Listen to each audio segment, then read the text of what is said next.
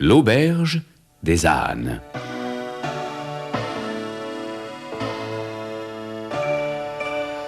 Le vieux Chao avait parcouru la Chine entière et pensait donc connaître toutes les auberges de son pays. Un jour, pourtant, se trouvant en un lieu écarté, il s'arrêta pour demander où était l'auberge la plus proche.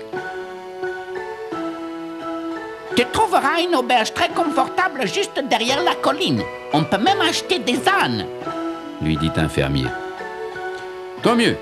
Il est temps que j'achète une nouvelle monture car mon vieil âne est bien fatigué.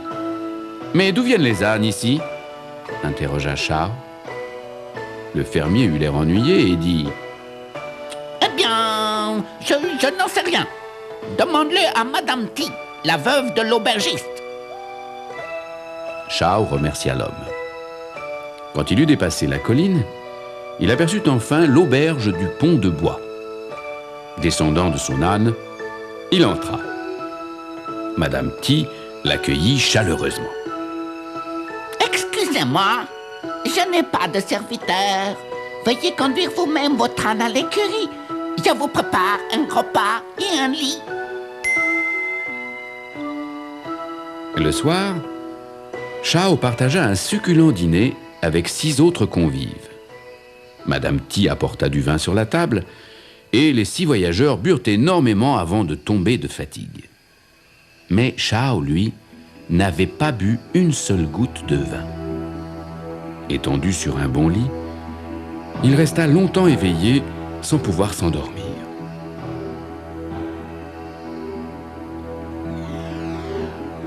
Juste au moment où il glissait dans le sommeil, un choc sourd le fit sursauter. Craignant que des cambrioleurs ne tentent de s'introduire dans l'auberge, il regarda à travers une fente dans la cloison de bambou. À sa stupéfaction, il vit Madame Ti tirer un coffre pesant. Il l'observa. Elle en sortit plusieurs petites figurines sculptées qu'elle disposa sur le sol. Il y avait un homme, un bœuf et une charrue. Madame Ti attela le bœuf à la charrue et plaça l'homme derrière celle-ci. Puis elle les aspergea d'eau en murmurant des paroles magiques. Alors, au grand étonnement de Chao, le petit attelage se mit à faire rapidement le tour de la pièce. En l'espace d'un instant, le sol de terre battue fut strié de beaux sillons. Madame Ti plaça ensuite un petit panier de semences entre les mains de l'homme. À peine eut-il dispersé les graines que de jeunes pousses de blé apparurent. Chao, stupéfait, vit Madame Ti récolter le blé, le moudre en farine et en faire de petits gâteaux, là, d'un seul tour de main. Chao fut si troublé par toute cette magie qu'il ne put fermer l'œil de la nuit.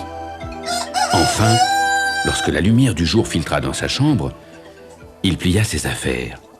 Mais au moment où il s'apprêtait à quitter l'auberge, Madame Ti l'aborda.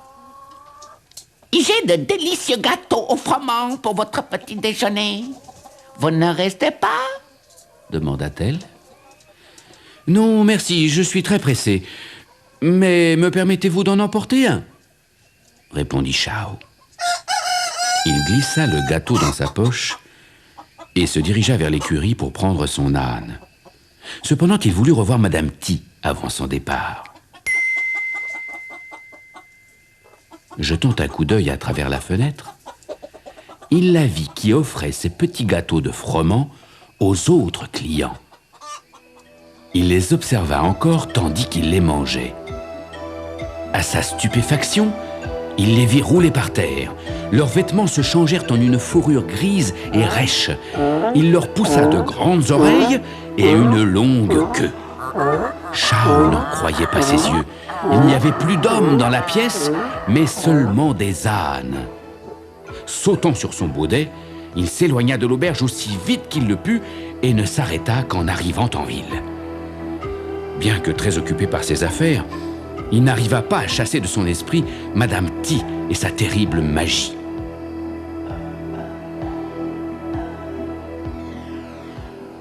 Avant de reprendre sa route, Shao acheta 6 petits gâteaux de froment identiques à ceux de Madame Ti et les mit dans un sac.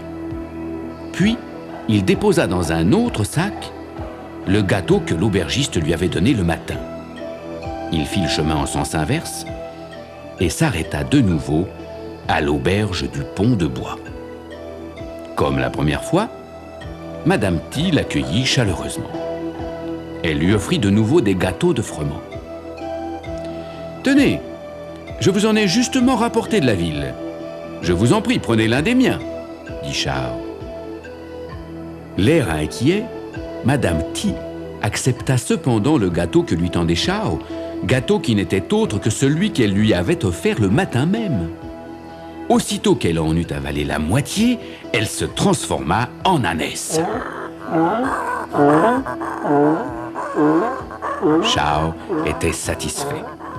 Il poussa Madame Ti hors de la cuisine et l'attacha à un arbre.